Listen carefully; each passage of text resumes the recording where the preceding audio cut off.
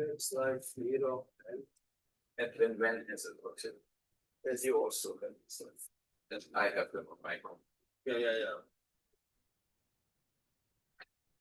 You're both connected, so they never get disconnected with Zoom or good. And Zoom is also available now. People can join. Excellent.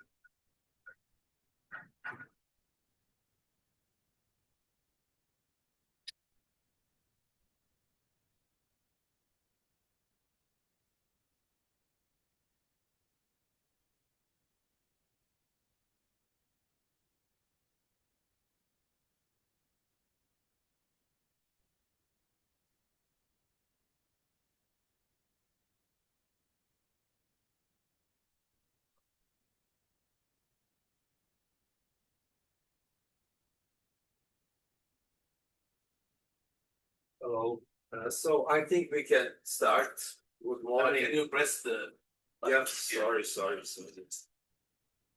Good morning to everyone.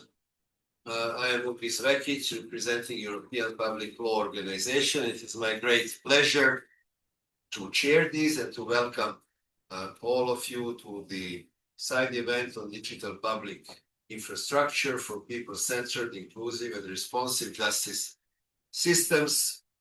It is organized together by EPLO, International Association for Advancement of Innovative Global Challenges, then with the support of the Permanent Mission of France and Permanent Mission of Poland, and we also had the support of two UN structures, UNOOSA, and also the United Nations Office of Outer Space Agency, as well as the representatives from the University of Vienna and the Remote Sensing Technology Center of Japan. We have a lot of speakers, and I have asked kindly all of them to stick to the time limit so that in order that we can also have some discussion. The topic itself, and I won't bother you very much, is of course of great importance, and the European Public Law Organization, which is an intergovernmental organization by name, obviously looking at what is the role of public law. Among other things, the role of public law is to provide rule of law and access of public to the rule of law, and therefore also to provide control mechanisms on the abuse of the public law. And this side event is really very much, I think, a positive side event. Recently, we are all talking about digital challenges, and usually we come up with negative side of it, threats that are, but we are here trying to provide positive use of digital technologies, so digital public infrastructure for the prevention and protection of certain interests, and we will use environmental crimes and the influences on the environment as an example of positive use of digital public infrastructure. It is my great pleasure to welcome Councillor Nicolas Carget from the Permanent Mission of France, and he is also co-chair of the member states group of Friends on Crimes that Affect the Environment. So the right people to welcome us. Nicolas, the word is yours. Thank you, Excellency. And I will stick to my allotted time. Excellencies, dear colleagues, ladies and gentlemen, it's an honor to be allowed to open this event on a topic that is very dear to us. Two topics, actually: environment and the digital transformation, and access to justice. So we are also members of a group of friends to access to justice to all workers. I would like to thank the organizers who dedicated themselves to address these very interlinked issues. Let me give you two examples of why we believe this double topic is interesting. Two examples stemming from our experience. First one stems from the French experience. It's a digital tool developed by the French gendarmerie to tackle crimes that affect the environment and dedicated to the relation between municipalities, cities, and also rural villages, and the gendarmerie to spot crime scenes, especially of illegal mining and illegal disposal of waste. It's an app called the Protect Enemy. A sister application was developed and is now in use, and it's dedicated to assess zones at risk. It's called Dialogue. Implementing AI is the next step, but with this we already have a strong example of how technology can be used to link practitioners and territories in the fight against crimes that affect the environment. The second example stems from a workshop organized by the civil society on AI and crimes that affect the environment in Bangkok in January. One of the conclusions of the case studies is that AI can deliver tangible benefits when it's aligned with operational realities. AI alone cannot capture the local context, legal nuance, and situational interpretation on which enforcement decisions often depend. Systems that enable human review and support decision-making are therefore more reliable and actionable. I won't elaborate on these two elements because I have no speakers and I have there. I'm just here to make opening remarks. Just noting that what is important, and I'm sure it will be important in our discussions today, is the important role played by practitioners, but also civil society and population to tackle crimes that affect the environment, a role that can be enhanced by technologies. I confirm that in our view, there is a positive role that can be played by technology, if properly handled. Maybe just noting that we are in Europe trying to close the gaps in regulation on crimes that affect the environment by implementing Directive 2024/1203 and having adopted the new Convention of the Council of Europe on the protection of environment law, two very important texts that will strengthen our framework. These documents have provisions on technologies. This is why I'm mentioning them here. I can quote the European Directive on Technologies. Provision of the Directive on Technologies. Member states shall ensure that national authorities which detect, investigate, prosecute, or adjudicate environmental criminal offences have a sufficient number of qualified staff and sufficient financial, technical, and technological resources for the effective performance of their functions related to the implementation of this directive.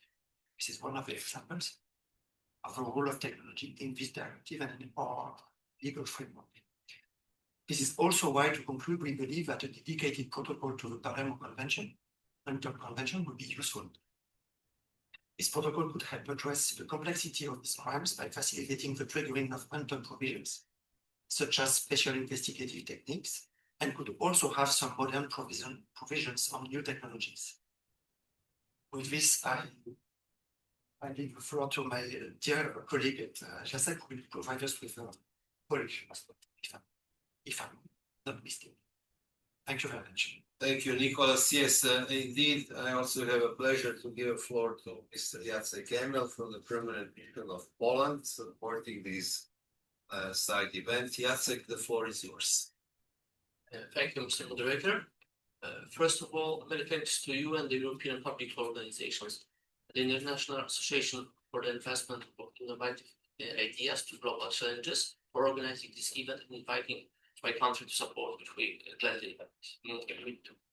There are a number of reasons that prompt the permanent mission to join this site. First, we see the development of digital public infrastructure for preventing environmental crime as part of our contribution to the discussion on environmental crime, the auspices of the United Nations Convention against transnational organized crime. We recall that the very first step toward the Palermo Convention was Polish initiative addressed to the UN Secretary General.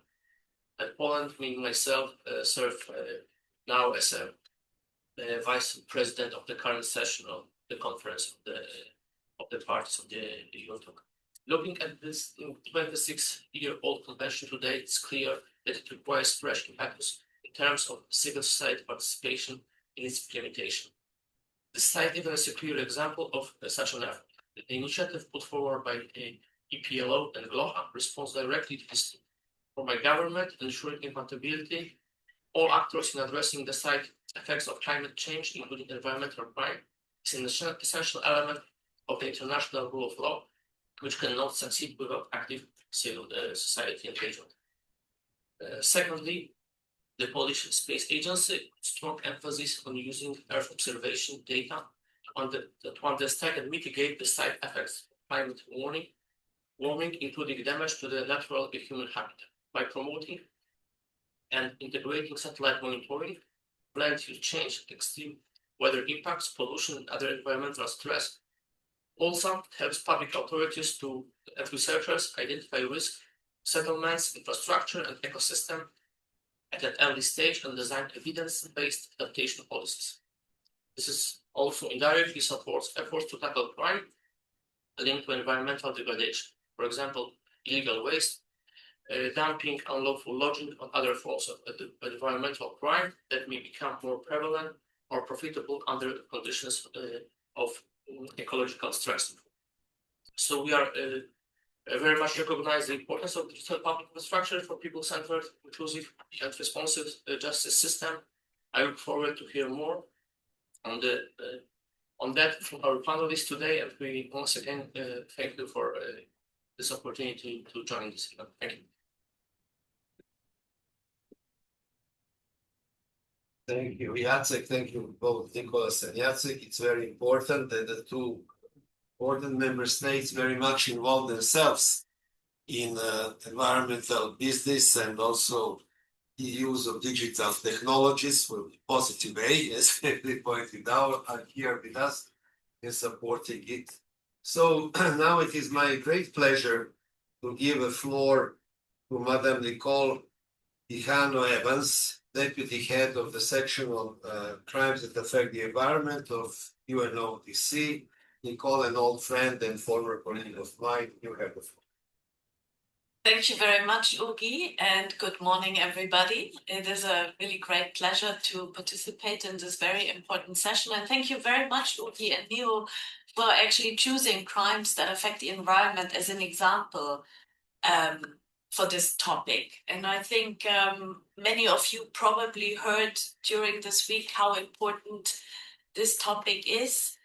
And we all realize that these crimes are no longer a niche or peripheral offenses. You know, we are talking about waste trafficking. Nicola has mentioned an example. We are talking about illegal logging, illegal wildlife trafficking, pollution crimes.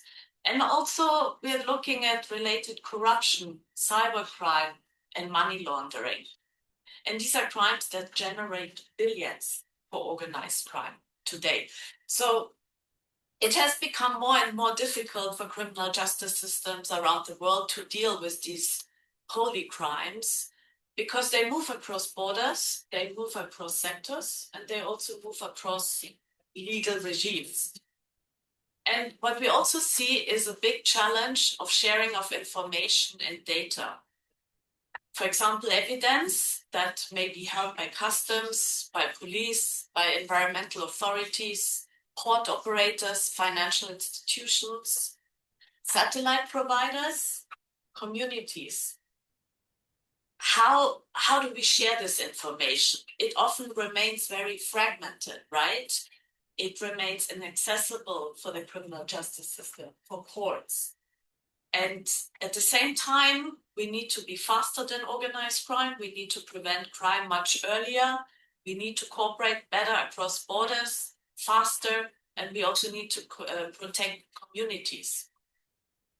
And this is now where technology, where digital public infrastructure can make a real difference. And Ugi, you said to be positive. So this is really what we need to be ahead of organized crime. So if designed and used responsible, those digital tools can help the criminal justice system to a really great degree to become more preventive and to become more evidence-based. So how can these tools help? They can provide support at a very early stage of detection of environmental crime. They can support stronger investigations, better cooperation between different criminal justice institutions. And in the end, what we really want to do is we want to disrupt criminal justice networks, and we want to have more effective prosecution of those who profit from environmental harm. So how can AI, for example, help here? They can help identify suspicious trade patterns in wildlife trafficking, fisheries products, minerals, or also waste.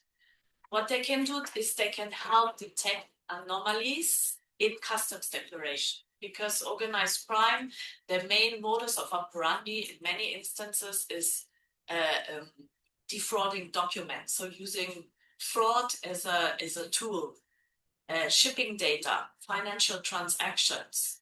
And you must imagine it's a vast amount of information that needs to be checked, and AI can really help to see where are red flags here, where are the risk patterns. We will talk about satellite imagery and remote sensing. Extremely important to identify and detect illegal deforestation, illegal mining. And here, digital registries, for example, can improve traceability. They can help verify licenses, permits, vessels, companies, and supply chain documentation. So all these different technologies have to work together, can work together to make law enforcement more effective. And another reason why these tools are particular importance is because environmental crime is often hidden behind illegal trade. So it is very complex. I mentioned it at the beginning because it's not very obvious. They use the legal shipping routes. They use legal supply chains, and everything appears legitimate on paper, but it is concealed in fact. For example, harvested timber, protected species, illegally mined gold, hazardous waste. It's included in the legal trade, and technology can help investigators, can help customs to see patterns that otherwise maybe are invisible. AI and digital tools can also support financial investigations. Very important is to follow the money, which is essential if we want to move beyond justice seizures. Again, I said we want to disrupt criminal networks, so we also have to disrupt the money flow. Data analytics can help identify criminal networks, facilitators, but also shell companies and corruption risks. So this is again very critical for targeting organized criminal groups. Digital public infrastructure can strengthen the integrity of evidence, which is crucial for cases in courts. So secure, interoperable, and rights-based systems can help to preserve digital evidence, record the chain of custody, and share information between agencies to really support effective cooperation and investigations that go across borders.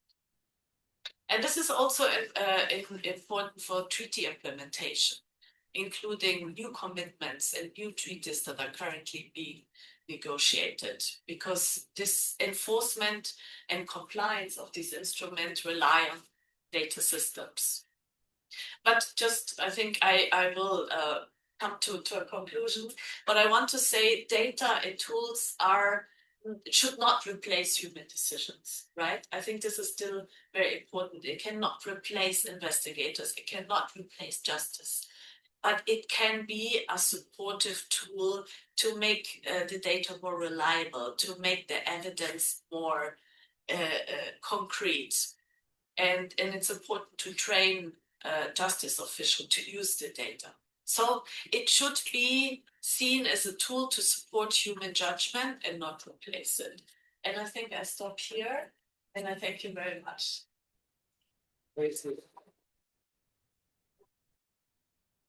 Thank you, Nicole, very much for this excellent expose of the main, I think, ideas and the uses that we can have with the digital technology, and also making, digital public infrastructure accessible to all, which is very, very important. Thank you. It is indeed my great pleasure to invite Mr. Miroslav Miro Polster, who is Executive Director of the International Association for the Advancement of Innovative and Global Challenges, and who is actually the person who has come up with the idea to prepare this side event. I just helped formally this, but this is really the person who is behind this side event. And Miro, it's my great pleasure to be involved. Thank you very much, Your Excellency, dear Ugi, Dragi Ugi. We have a South Slavic connection. And warm welcome on behalf of my organization, IAI Gloccia, the International Association for the Advancement of Innovative Approaches to Global Challenges. First, a great thank you to EPLO to being really the lead organizer for today's event, and thanks to Niklas and Jacek for the member state missions to supporting this important topic.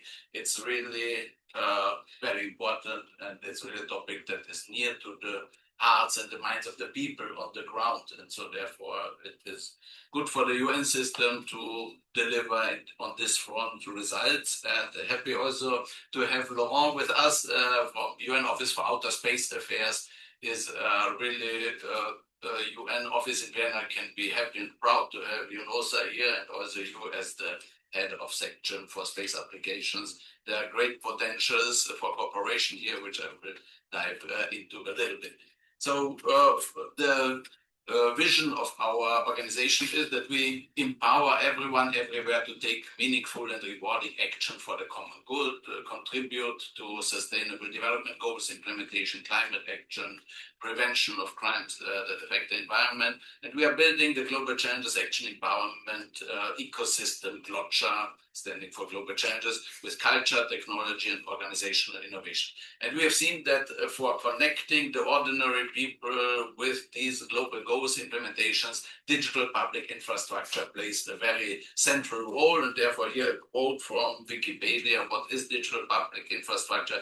It refers to digital systems and platforms that enable the delivery of services, facilitate data exchange, and support digital governance across various sectors. Usually it includes digital identity systems, payment platforms, data exchange protocols designed to be scalable, interoperable, and accessible to both government and private sector participants. And it also aims to support the functioning of public services, governance, and economic processes. And so here, how this digital public infrastructure approach or component is relevant for crimes affecting the environment. We see that environmental crime is destroying our planet's life support system, and we would love to have more action there. There are conventions on the global system, multilateral conventions that treat us international law enforcement. We have data, top-down satellite data, and many more global tools. But the reality on the ground is that implementation, there's an enforcement gap. And our message is we need to really empower, inspire, activate, empower, harness, incentivize the financial, intellectual, and creative potentials of citizens with secure, interoperable digital infrastructure and collective geospatial intelligence, which I believe is a very central element. At GLOCCHA, we have developed a portfolio, a stack of digital public infrastructure, starting with the Global Challenges Action ID, then also with the Global Challenges mapping tool, collaborative knowledge system. And we have a Global Challenges Action Registry, in which all the actions that are contributed by global citizens are they are incentivized.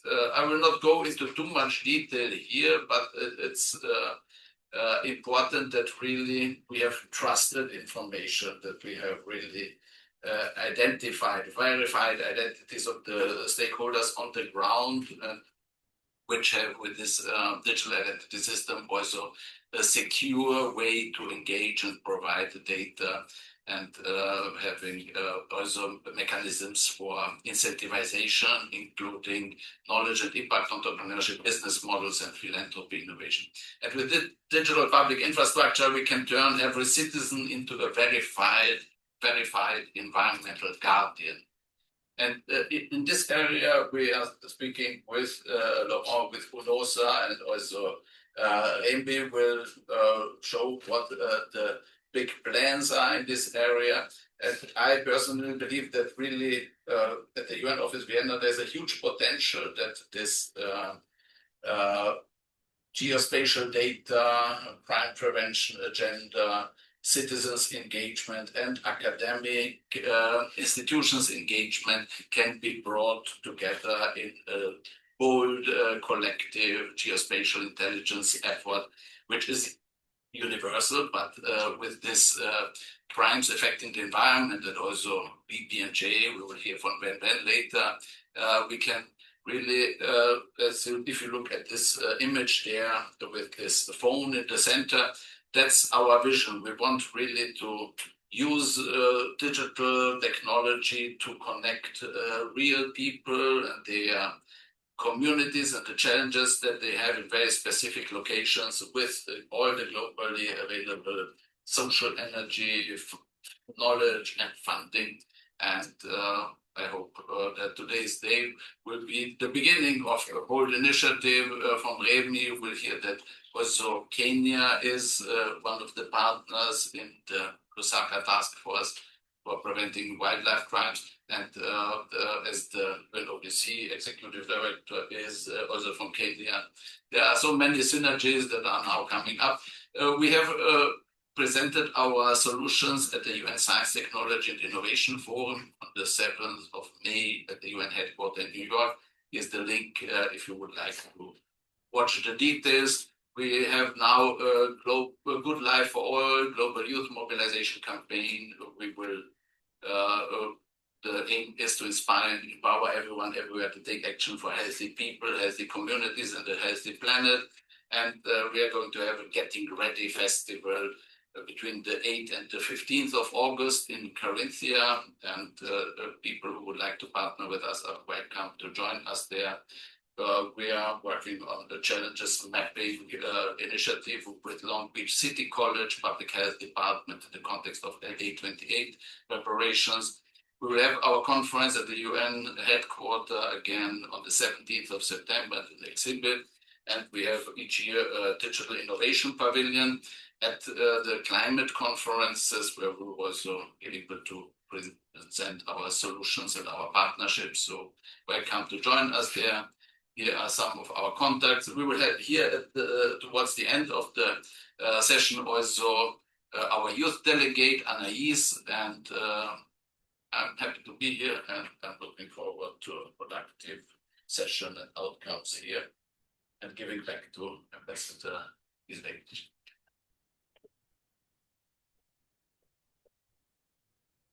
Miro, thank you very much. I think yourself and I think all previously have given the tone to this whole exercise that we are going to go through and to continue along some of the lines that two of you have just made. So it is my great pleasure, unfortunately just online, to give the floor to Mr. Remy Chandran. He's a senior expert at the Remote Sensing Technology Center of Japan and Wildlife Enforcement Monitoring System. So, Remy, you have the floor. Thank you very much, and it's a pleasure to have you to be part of this event. I'm trying to share my screen, but unfortunately, I don't have the access. Miro, can you kindly provide me the access to the? Okay, you should be able.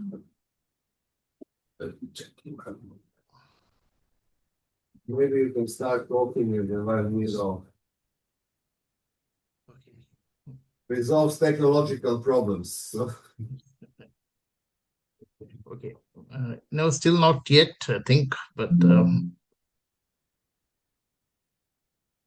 Okay. I will give a short introduction of myself first, and thank you, Ambassador, first for the kind introduction. My name is Remy Chandran. I work with the Remote Sensing Technology Center of Japan. For many years, I was I was working on technologies which were to address wildlife crime. I developed the wildlife enforcement monitoring system, and it's almost 23 years. We are still up and going. And now I'm working with the with Lusaka Agreement Task Force and also with the UN agency, UNODC and UNGSC for bringing up the digital public infrastructure for human nature conflicts. I also want to say why I moved from wildlife. Remy, you can share now. wildlife. Sorry. Oh, can I share now? Yes. Oh, okay. Thank you.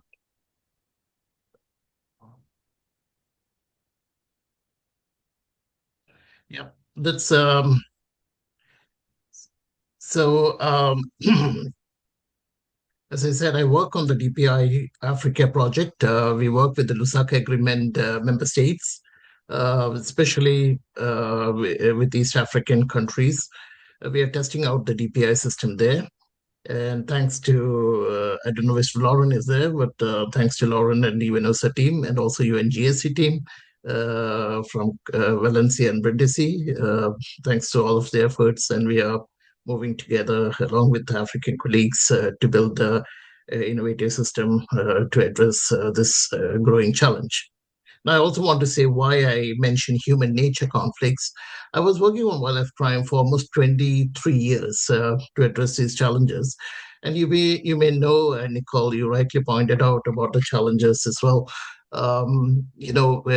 If you ask anybody on the ground level, you can see that wildlife crime is very much related to poverty, especially at the point of where the intervention takes place. The rest is all movements and transfer of goods from a low income to high income country.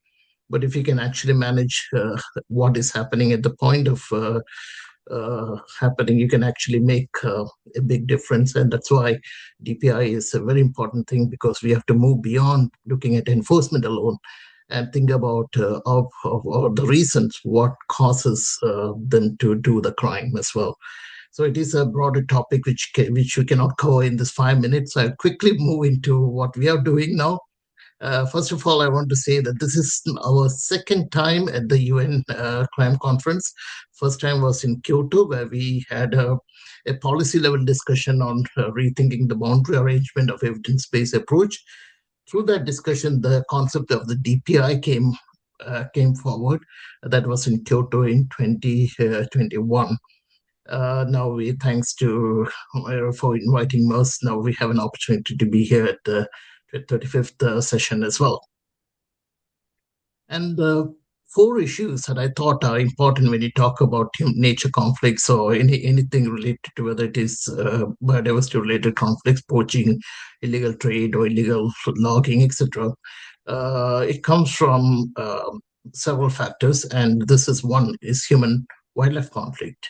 A major issue in Kenya, $7 million government spent every year.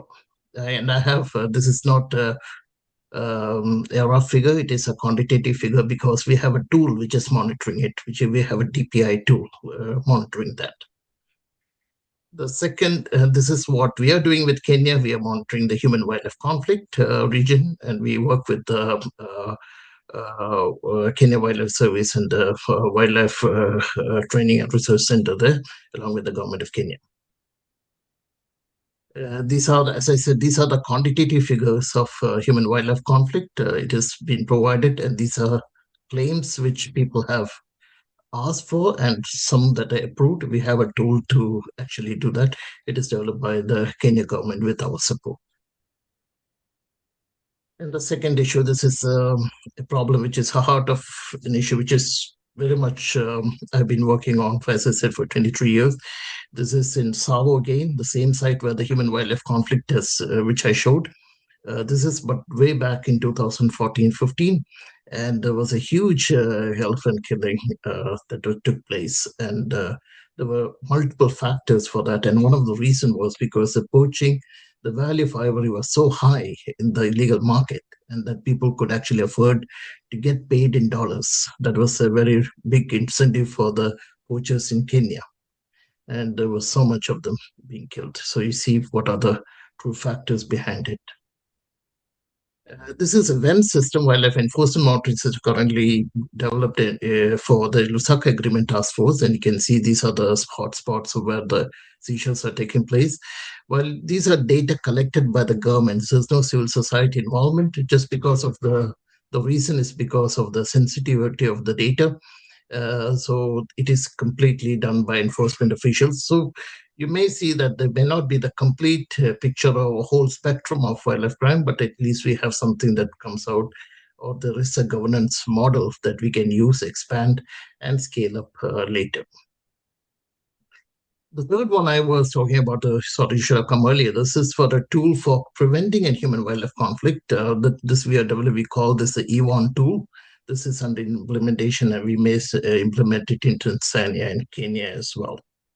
Here you use Japanese technology, where we use the cameras to actually monitor the movement of elephants and inform the community way before an incident happens. And this is another issue which is not very much picturized in the biodiversity crime related issue, but a very serious issue as well. It's called agro-pastoral conflict, mostly in Western African region. In Nigeria, it's a huge issue, and there is a lot of other issues behind it, including terrorism as well, related to agro-pastoral conflict as well. I have worked with some of my colleagues here. We have written a paper on this on the Chad Lake region as well.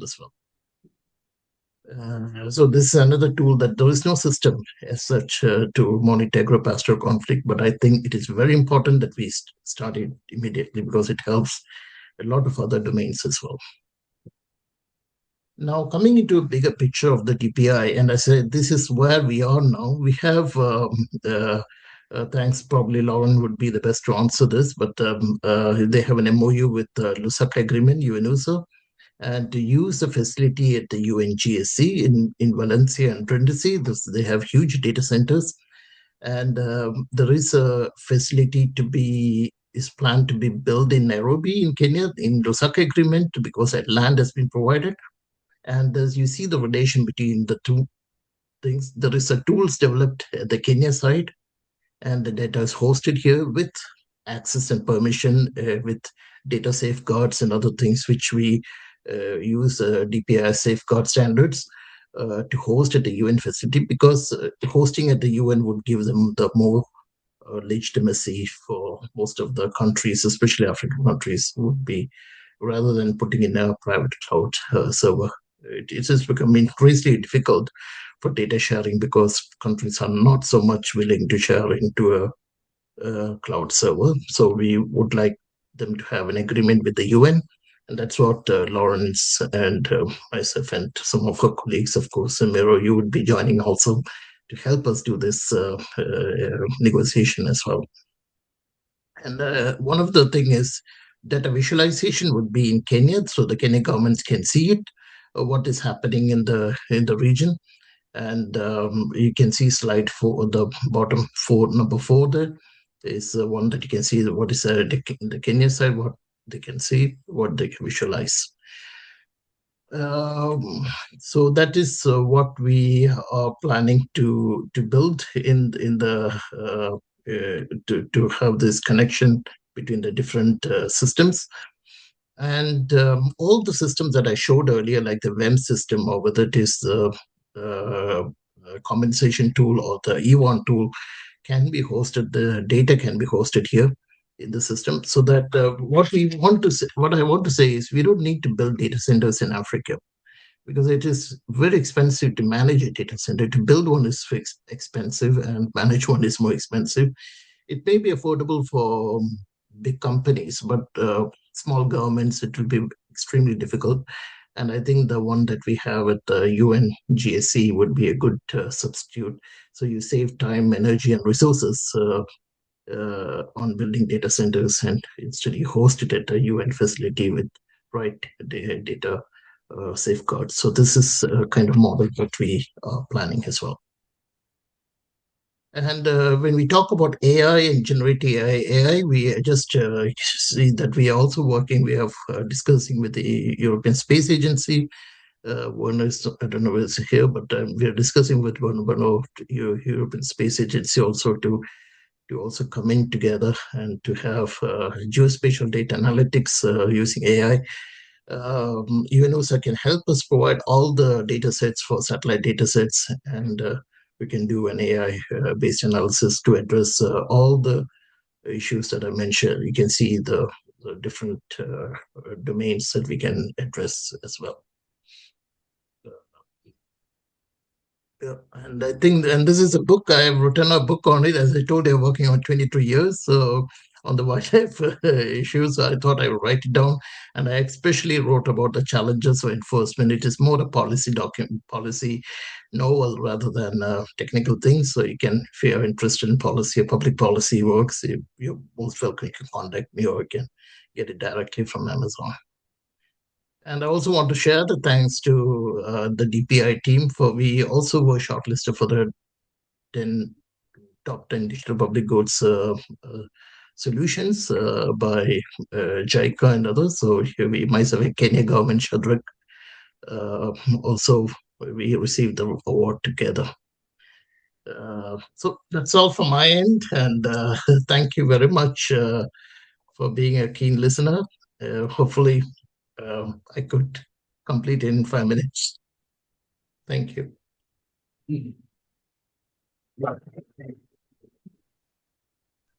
Remy, thank you very much for this very high-level presentation. I am personally very much sensitive to the wildlife issues, since I spent in UNODC office for Southern Africa 5 years, so I'm a little bit familiar with that. And I think also, just from the purely organizational aspect, now that the UN is in a big financial crisis, the idea that we don't have to build up capacities in all localities, but thanks to the technology, we can do it from a remote effectively and with less cost, is something that does not concern only the issues that we are talking about, but much larger issues that UN is now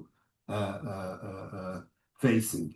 It is my great pleasure to invite Mr. Laurent Charan, who is the head of the Space Application Section at the United Nations Office for Outer Space Affairs, and also chief of the SPIDER. I don't know what SPIDER means, but SPIDER program sounds very nice.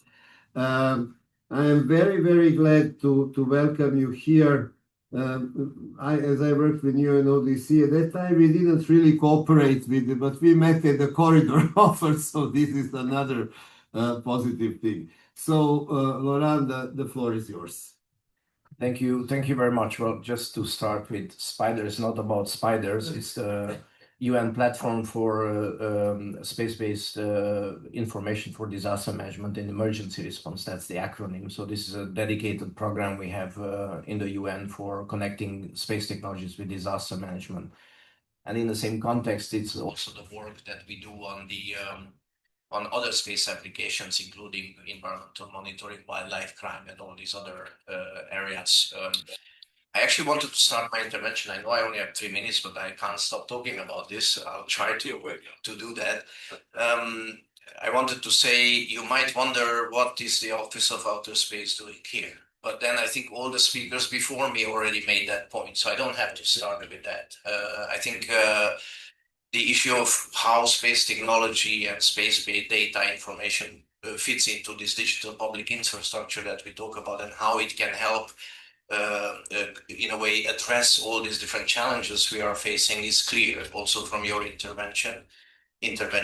And I want to also point out that we are not only talking about satellite imagery, about Earth observations. We are talking about also satellite telecommunications. We are talking about satellite-based navigations. So the positioning, the tracking, all this work that we are doing, including in wildlife crime and enforcement, is relying on satellite technology. And very often that's forgotten. Another problem we feel we have is that a lot is invested in what we call upstream. So billions are going into building satellites, launching satellites, but very little, not even a fraction of that money goes into actually bringing that data that those satellites collect to the users. And that's a big challenge because a lot of the higher resolution, more advanced imagery and data is remaining in the commercial domain, and it has a cost, and we have to pay that cost as we have to pay any other cost. It doesn't just flow freely into our hands or labs. And that is sometimes also not understood, that there's not enough investment going into making use of these technologies, what we call the downstream side. And I literally say not even a fraction of those billions goes into that capacity strengthening, into investments in data that we can make freely available to the users, especially in developing countries where the challenges are bigger. And that's something we try to work on. That's why we partner in all these initiatives and projects. Our role as a UN Office for Outer Space Affairs is to build capacity, to strengthen capacity, to make data easier accessible to all the 193 member states, not only to those 90-something that operate their own satellites. And that's a huge challenge we face today. I also want to stress that technology evolved a lot. Now we are using satellites to connect Internet of Things sensors on the ground. You saw those cameras there, the tracking devices, all those can be connected in real time through satellites. If 10 years ago, people were coming and asking, can I detect a fire in a national park at night? Because those are most likely the poachers. Our answer was we can't. Satellites are not high and not high resolution, not advanced enough to do that. Today, actually, we can do that. But all this has a cost, and that cost is not really often addressed. So that's why proposals like Remy and Miro presented about bringing this DPI concept into human nature conflict, into detecting crime is something that we are very much invested in, and we hope we can do our part, bringing the data closer to the user. I stop there, but happy to answer questions. Thank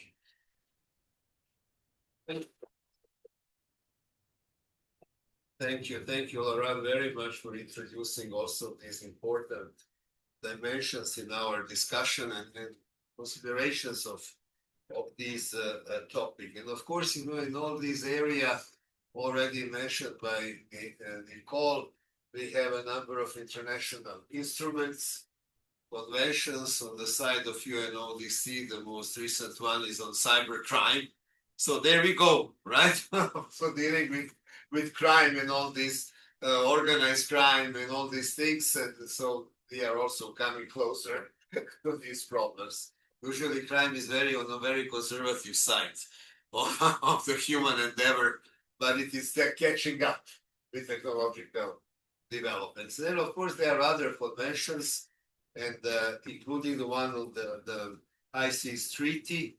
And it is my great pleasure now to give the floor to Werner Liu from University of Vienna, from the Environmental Politics Research Group, to talk about the pre-recovery mechanism linked with the high CEST.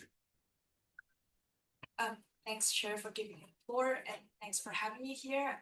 It's my pleasure to bring you the perspective from the most recent addition to the global environmental agreements to the context of criminal law and digital public infrastructure.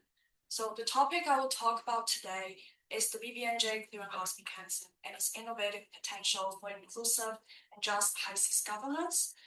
In case you're not completely familiar with the topic, I will start with a short introduction to the BBNJ.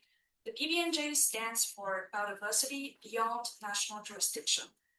The BBNJ agreement governs the conservation and sustainable use of marine biodiversity in areas beyond national jurisdiction. Earlier this year, BBNJ entered into force after 2 decades of intergovernmental negotiations. This means, for the first time, the international water, or what we usually call the high seas, which constitute 2/3 of the ocean, has a framework to govern its marine biodiversity. BBNJ addresses the gap in ocean governance under UNCLOS and establishes rules on marine genetic resources, area-based management tools, including marine protected area, environmental impact assessment, and capacity building. Up until now, it has 89 contracting parties and 145 signatories. And the first conference of party, the BBNJ COP1, will take place next January. To prepare for COP1, I'm still with this slide.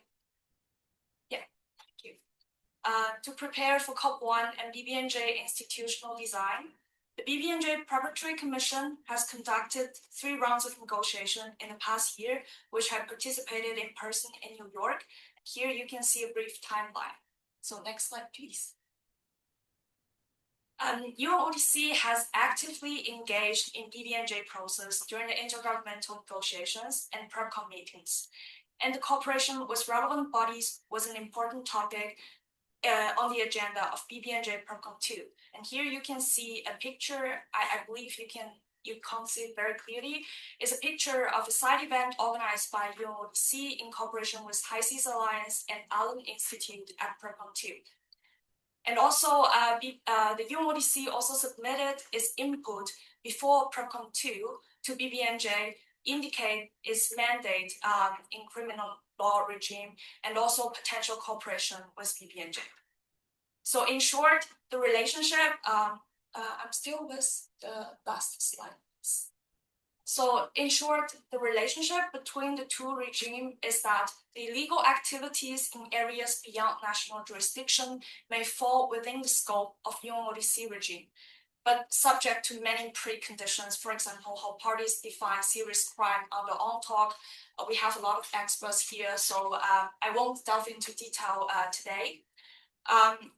What I want to mention is that in the report of United Nations Secretary General on Ocean and Law of the Sea, 2 contributions from UNOOSA to ocean were mentioned, including the Global Maritime Crime Program to enhance maritime law enforcement, and use of AI and satellite imagery to detect illegal activities such as pollutant dumping and marine resource exploitation in marine protected areas.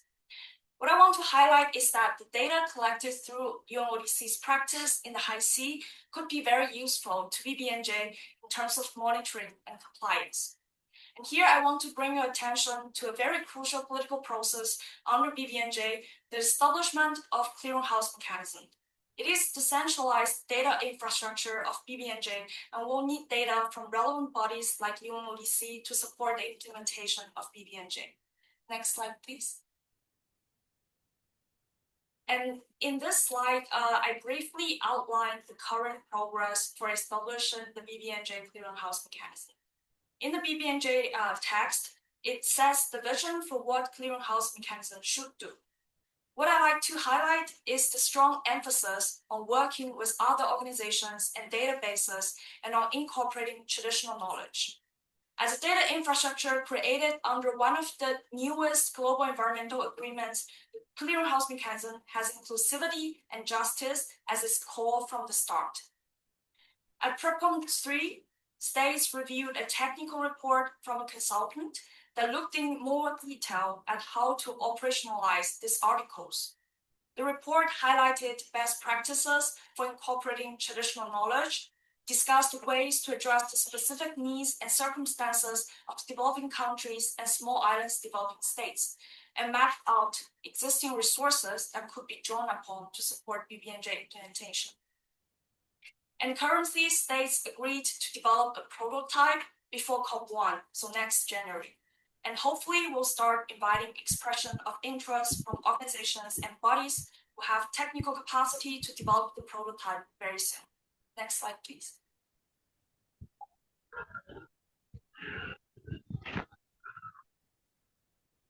Well, we can see the potential of this data infrastructure. The BBNJ is inherently a political process, and I think for many of us who worked with negotiation for many years, we know how hard it is to get every party agree on the same thing, even it seems technical. In our recent research, we analyzed around 800 statements party made regarding data and clearinghouse mechanism during the BBNJ negotiations.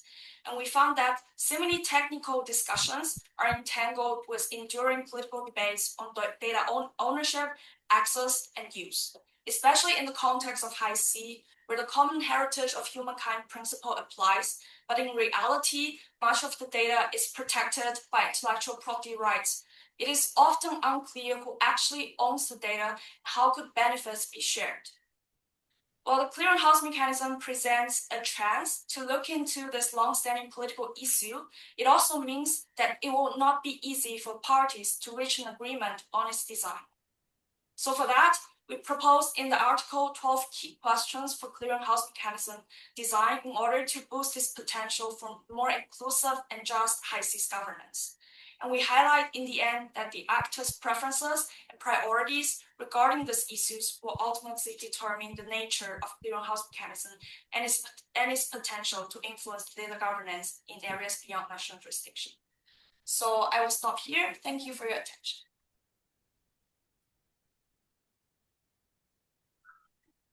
Thank you, Ben, very much for this excellent, interesting presentation. Again, showing that there is a cooperation between various UN and international programs, agencies, offices, which is indeed of great importance. I think you have also mentioned the problem of intellectual property rights that are becoming I had a pleasure to be the chair of the General Assemblies of EPLO for 2 years, and I know that we discussed, among other things, this issue, and at that time we didn't find any solution, but it was discussed, but it was some years ago. But now I think maybe you're much closer to finding some solution based also on the fact that now there is a good legal framework, which at that time did not exist, so it was an obstacle. It is now my really pleasure to give the floor to Madame Clermont. She's representing the youth part of Miro's organization. Congratulations, Miro, that you have the youth part, and therefore it is my great pleasure to give a floor to Madame Clermont. Thank you very much.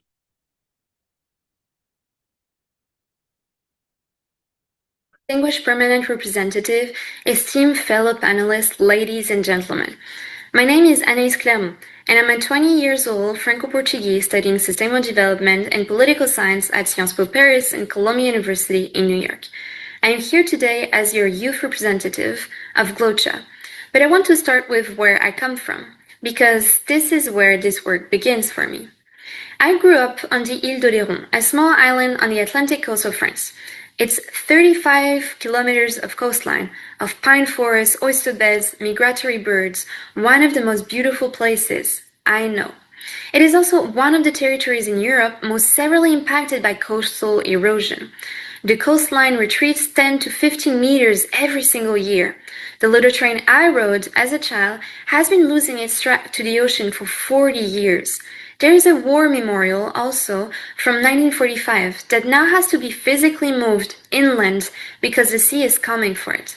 This is not just landscape, it is climate, transformed in a single lifetime. And what this commission understands, and what I've come to understand from my work, is that environmental degradation and environmental crime are deeply intertwined. When pollution crimes go unpunished, when enforcement fails locally, the damage compounds. What I witnessed on Oléron is what the world looks like when prevention and accountability break down. When you grow up watching that, you go through different stages. You see it, you live it, you build, and then you come to rooms like this to try and change it.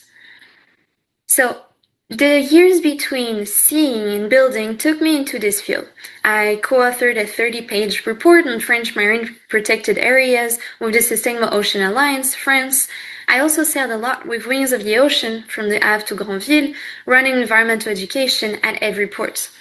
I then founded my own NGO in Reims, building a citizen pollution database, running cleanups and working with local institutions to implement change.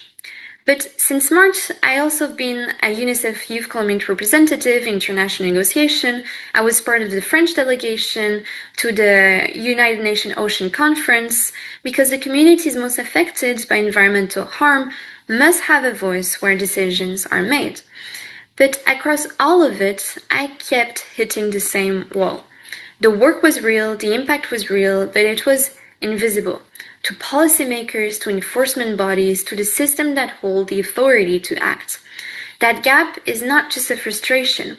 For a commission focused on crime prevention, it is a structural problem. Citizens observers and community monitors hold knowledge that enforcement system needs, but there is no trusted, secure channel to bring it in. This is exactly what GLOCHA and the gap GLOCHA was built to close. GLOCHA is a digital public infrastructure designed to make citizen community action visible, verifiable, and connected to global frameworks. It was founded by Miroslav Folser, who is a panelist today, and it's a UN-accredited civil society organization active across UNFCCC, UN Habitat, UNEP, ETU, and UNOOSA. And it has 3 tools.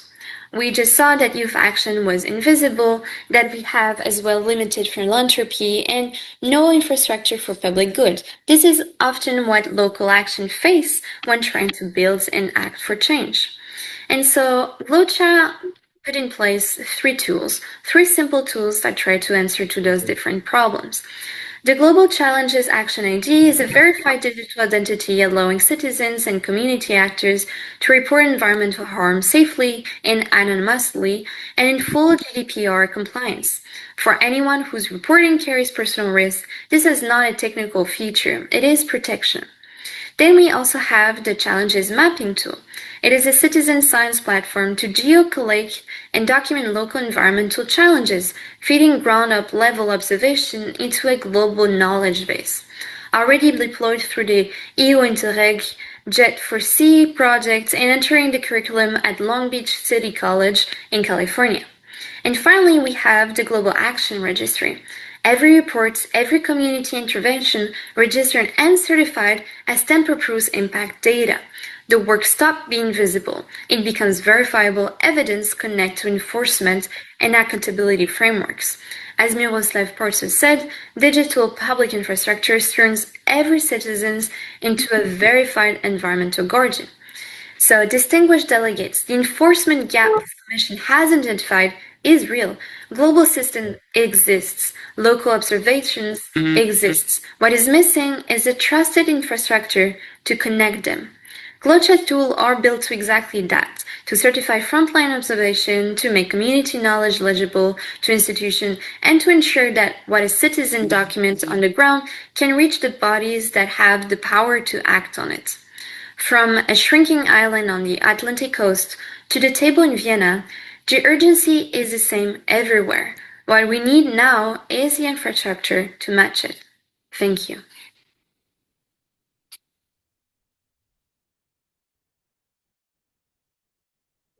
Thank you for this very enthusiastic, I think, presentation, and congratulations to both of you. I think it's very important that we have not only the youth presence, but also this connection that was made between local issues. Also, Nicolas, congratulations, this is all happening very much in France. And the opening of the national infrastructures and capacities and government, this issue is very important to support the change that we are talking about. We are perfectly on time, but I will try to abuse a little bit this opportunity and to extend for a few minutes our session for the next one starts. And so I'll open for some comments, questions that might come from the public, or I don't know, Miro, whether there was something on Miro. Was there anything that was sent? No, there were no questions. So I'm inviting the present here if you have some comments to make or ask questions regarding this issue. Dr. Eduardo Vettel.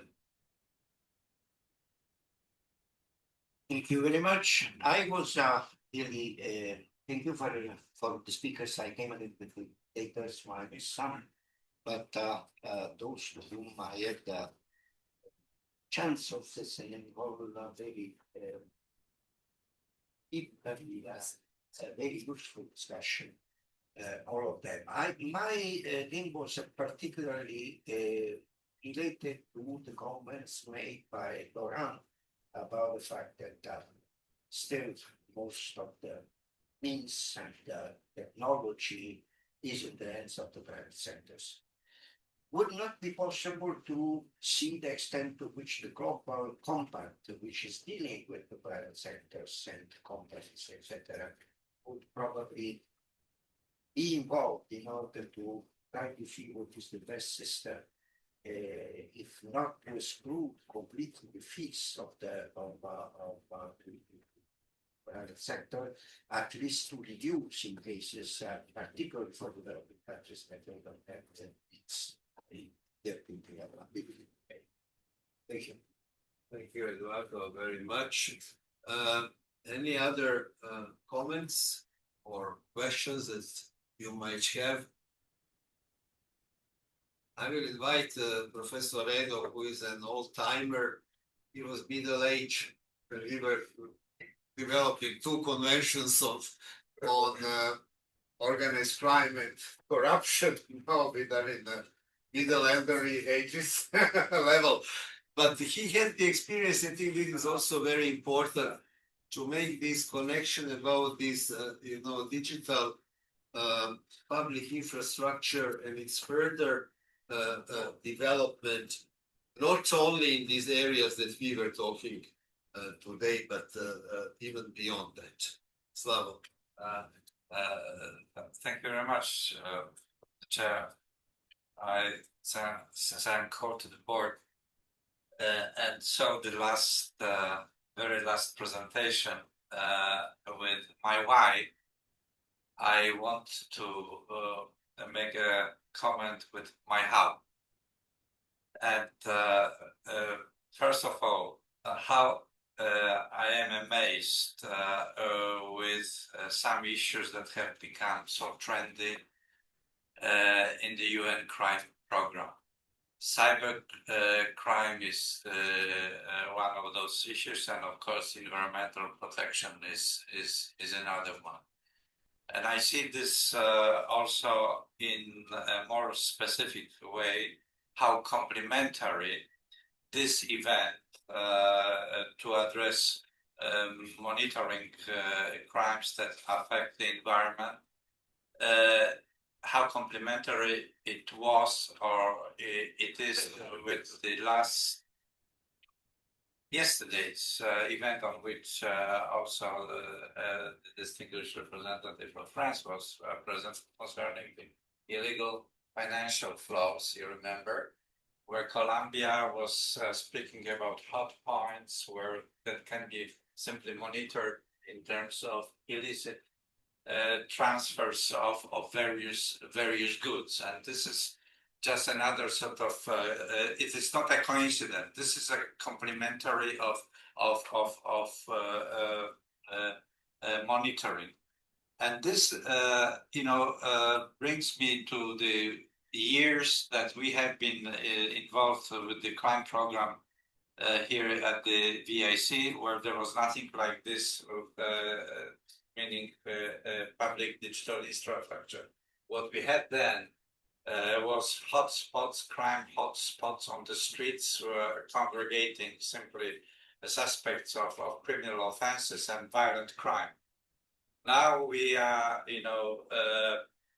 not only so deep as the Marian Trench in the Pacific next to your high seas presentation, but also so up as in the outer space, looking simply from both ends on the crime issues. And my last how is how really from that angle to that angle, we have elevated the international rule of law. And public digital monitoring is a part of international rule of law because in one of the 5 elements of the rule of law, accountability is there. So this is a tremendous progress on which I would like to congratulate you as the panelists, but also the co-sponsors of this event, permanent mission of France, permanent mission of Poland, to EPLO and to Vlocza for really having sort of the guts to come forward with such a very challenging and forthcoming topic. And I say, from the very moment I heard from Miroslav that he plans to do it, I said, I like it. It is very, very progressive. So congratulations again. Thank you very much. I think that the words of Professor Redo are very nicely wrapping up what we have discussed and opening also room for the future developments. It's really my great honor and pleasure to thank all the panelists for your excellent contribution to this discussion and also to the people that took time to share with us. Thank you very much and see you soon.